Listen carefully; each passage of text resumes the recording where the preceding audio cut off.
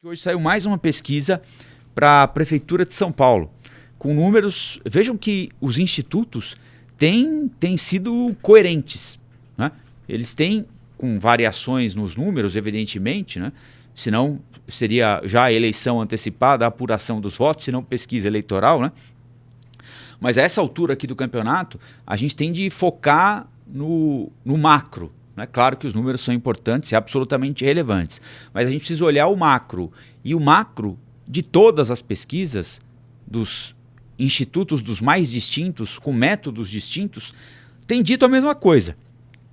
Que hoje nós temos um primeiro bloco, aquele bloco que lá atrás parecia um bloco isolado, do Boulos com o Nunes, do Nunes com o Boulos, ele continua sendo um bloco, mas tem mais um ali que é o Pablo Marçal.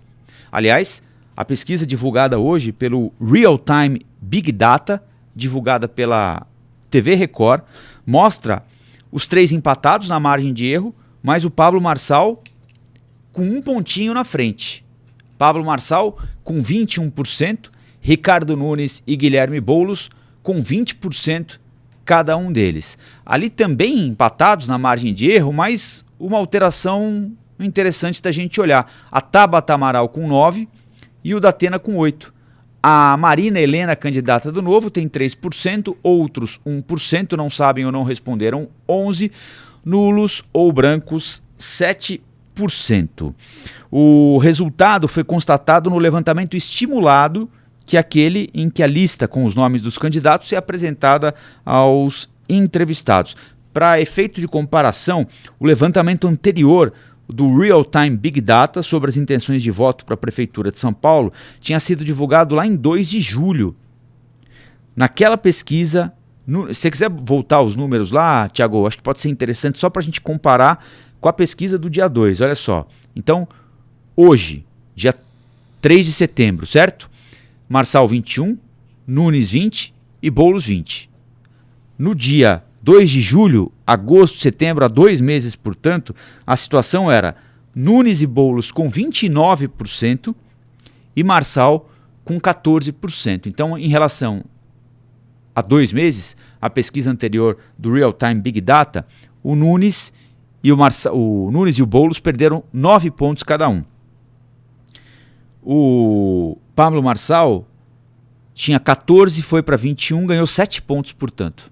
Então, vejam só que houve uma inversão, né, praticamente na mesma proporção. Os 2 primeiros perdem 9, são 18 pontos ao todo, né, mas os 2 primeiros perdem 9 cada um, e o até então terceiro avança para primeiro ganhando 7 pontos. O Datena tinha 9, agora tem 8, a Tabata tinha 8, agora tem 9. Praticamente aí não mudou nada, a Marina Helena tinha 1 e agora tem 3%. E teve uma alteração interessante. No Big Data tem aquela diferença, né? A gente sempre conversa aqui sobre a pesquisa estimulada e a espontânea. Espontânea é quando quando o apresentador, o entrevistador, melhor, não dá o nome dos candidatos, né? Aí alguém pode falar Faustão, pode falar Craque Neto, pode falar, enfim, qualquer coisa, né? Lula, Bolsonaro, né? Aí, é claro, esses são desprezados, né?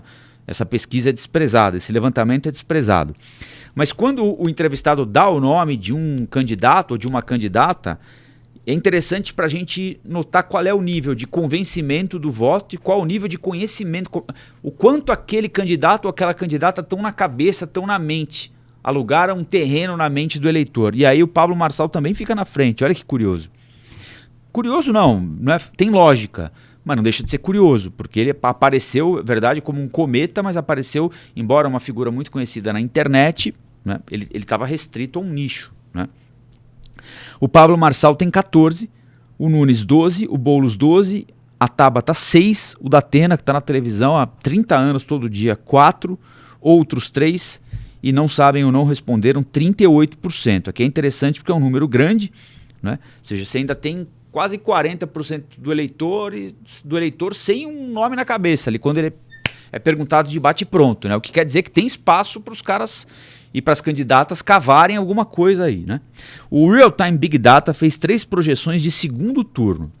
Na primeira, entre Boulos e Marçal, o candidato do PSOL tem 40% das intenções de voto. O Marçal tem 37%, é empate técnico.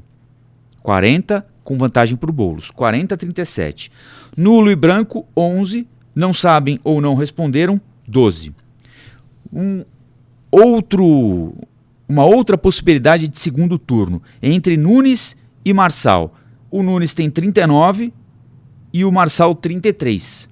Aí dá a vitória do Nunes, por enquanto, por 6%. Nulo e branco, 14%, não sabem ou não responderam, também 14%. E aí, considerando Nunes e Boulos, o prefeito tem 45% e o Boulos 35%. Nulo e branco 10% e não sabem ou não responderam 10%. Esse tem sido um argumento que o candidato do MDB, prefeito de São Paulo, Ricardo Nunes, tem utilizado. Ele diz que ele é o único concorrente capaz de ganhar de qualquer adversário no segundo turno. E qual é a intenção? A intenção aí é clara, é pegar aquele eleitor, aquela eleitora que não querem que o Boulos vença a eleição. Mas aí vê a simulação de segundo turno e fala assim, não quer que o Boulos vença a eleição, mas tem uma tendência a votar no Marçal. Aí fala assim, puxa, mas se forem Boulos e Marçal para o segundo turno, o Boulos ganha. Então vou votar no Nunes que ganha dele. E a mesma coisa no sentido contrário. Aquele que pensa em votar no Boulos, mas não quer que o Marçal ganhe. Fala assim, puxa, mas o Boulos pode perder para o Marçal no segundo turno. O Nunes ganha, então vou votar no Nunes. O Nunes está tentando antecipar. O Nunes está com duas estratégias interessantes. A campanha dele mudou muito. Porque foi a campanha mais impactada pela chegada meteórica do Pablo Marçal, né? Então, natural que mude. E ele está mudando. Tem duas mudanças muito interessantes. Uma delas é essa, né? É uma tentativa de antecipar, trazer o segundo turno para o primeiro turno, porque hoje ele tem problemas para ir ao segundo turno. Não é que tem problemas, né? Mas ele tinha uma vaga quase garantida lá, já não tem mais, né? Com esse resultado da Real Time Big Data aí, se a eleição fosse hoje, ele ficasse fora do segundo turno, né? Um dos três vai ficar fora do segundo turno, certo? Então, pode ser ele. Então ele está tentando trazer o segundo turno para o primeiro turno, dizendo, olha, me garantam lá, porque lá eu garanto a vitória para vocês. É mais ou menos o que ele está dizendo. E outra coisa é apostar na ideologização da campanha. E ele foi aconselhado a fazer isso lá atrás, inclusive pela família Bolsonaro, mas não só pela família Bolsonaro. Hoje, por exemplo, ele divulgou um vídeo do Nicolás Maduro. Pode pensar o seguinte, puxa, mas campanha para a Prefeitura de São Paulo, por que um concorrente está falando sobre campanha na Venezuela, né? Nicolás Maduro. O Ricardo Nunes publicou hoje um vídeo do... Eu estava vendo o vídeo agora, inclusive, antes de começar o Flow News. Daqui a pouquinho, aliás, a gente vai falar desse assunto aqui. É pauta aqui do Flow News também. O ditador da Venezuela antecipou o Natal. E depois a gente vai entender. Mas não, depois eu vou tocar nesse assunto depois. Né? E a gente vai tratar disso. É daquelas, né, sandices. Aqui um ditador se sente no direito de executar, não é? Não tem ninguém para falar não, né? Quem fala não é preso, é extraditado ou morre, então deixa ele chamar o Papai Noel antes, né? Mas o que isso nos diz respeito, né? O Ricardo Nunes publicou um vídeo mostrando essa notícia, mostrando o Nicolás Maduro, dizendo que isso não pode acontecer em São Paulo. Cá entre nós, né? Todos nós sabemos que isso jamais vai acontecer por aqui, ninguém vai antecipar o Natal, né? Mas vejam que tem uma pegada do Pablo Marçal na campanha do Ricardo Nunes, né? O Pablo Marçal, quando confrontado com a aproximação de pessoas do partido dele com o PCC, começou a falar que PCC era, nem me lembro exatamente o que ele falou, mas era alguma coisa que tinha a ver com comunista, né? Essa coisa toda. E esse suposto medo do comunismo, né? Ou melhor, eu coloquei o suposto no lugar errado, esse medo de um suposto comunismo, que é uma bobajada sem tamanho, né? Está sendo explorado também pela campanha do Ricardo Nunes, né? Como quem diz assim, olha, se vocês votarem aqui ou assim, vai ser assado, o cara vai querer mudar o Natal, porque sabe como funciona a ditadura, o socialismo, o comunismo, enfim. Né? É o que a gente estava falando ontem aqui. A campanha eleitoral de São Paulo é a mais baixa da história. Nunca vimos nada parecido, espero que nunca vejamos nada parecido no futuro, mas temos de botar a mão no nariz e encarar essa campanha eleitoral aqui, porque é o que temos pela frente, né? É o que temos pela frente. E tentar elevar um pouquinho mais o nível. eu, modéstia à parte, tenho tentado fazer isso aqui nas nossas entrevistas, abrindo espaço para que os candidatos falem de proposta, porque acho que já tem um pega para capar suficiente por aí, né? E a gente não pode votar completamente no escuro, sem saber minimamente o que essas pessoas pensam a respeito da administração das nossas cidades, né? Então, na medida do possível, a gente vai tentando, né?